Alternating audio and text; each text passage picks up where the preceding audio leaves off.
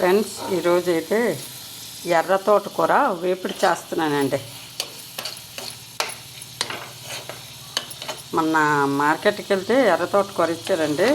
10 కట్టలు ఇచ్చారండి 20 రూపాయలకి. ఇంటి దగ్గర అయితే 6 కట్టలు ఇస్తారు. 10 కట్టలు ఇచ్చారు.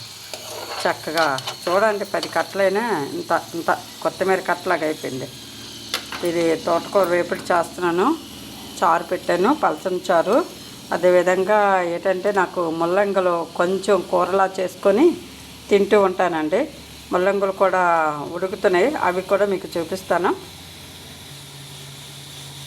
ఫ్రెండ్స్, తోటకూర వేపుడైతే తయారైపోయిందండి. మనం స్టవ్ ఆఫ్ చేసుకుందాం. ముల్లంగలండి ఇందులో ఉడికించుకుంటున్నాను.